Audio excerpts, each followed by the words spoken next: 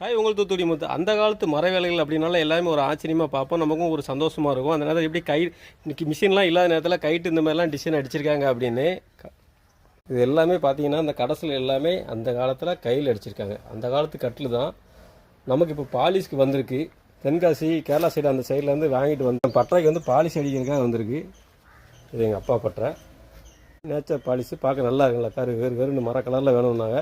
பீரோலும் பாருங்கள், அந்த காலத்து பீரோலு எல்லாமே பாலிஷ் தான் வந்து. தொட்டில் பாருங்கள், அந்த காலத்து எல்லாமே பாலிஷ் அடிக்கிறதுக்காக தான் வந்திருக்கு. நம்ம எடுத்து கை பார்த்து நம்ம அந்த காலத்து நிலையை பாருங்கள், நிலையை பொடியும் கொண்டு வந்து வச்சாச்சு. அப்படி பாருங்கள், இன்னும் அவ்வளோ ஸ்ட்ராங்காக இருக்குது மரம். ஒரு ஓட்டலில் ஒரு உடசல் தூசி கடை இருக்குது, நூலம்படையாக இருக்குது. எல்லாத்தையும் துடைக்கணும்.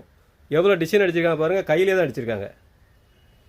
பார்த்தீங்களா எவ்வளோ அழகாக இருக்குது பாருங்கள். இது போக இது ஒரு கோயிலேருந்து இந்த சிங்கத்தை நம்ம எடுத்து வந்தோம். கீழே வந்து அந்த பெட்டுலாம் அவங்க போட்டதுனால அது போயிடுச்சு. இப்போ நான் வந்து அந்த பெட்டு எல்லாமே மரம் வந்து புதுசாக 4x2 கீழே சைஸு, மேலே 4x2 சட்டம் போட்டு மேலே பலகை போட்டு சிங்கம் உட்கார்றதுக்கு பெட்டு ரெடி பண்ணி பக்காவாக ரெடி ஆகிட்டு அதே மாதிரி கட்டில் இந்த ஒரு கட்டில் இருப்பாங்க. ஆனால் இது வந்து சிங்கிள் கட்டில் தான். பெரிய கட்டிலும் செஞ்சுருப்பாங்க. இப்போ நம்ம பட்டைக்கு வந்ததில் சிங்கிள் கட்டில். ஒரு 10 கட்டிலுக்கு பெட்டு ரெடி பண்ணி வச்சுருக்கோம். நம்ம இங்கே செய்கிறது எல்லாமே தரமாக இருக்கும். பார்த்துக்குவோம், மரம் எல்லாமே நல்லா கனமாக போடுவோம்.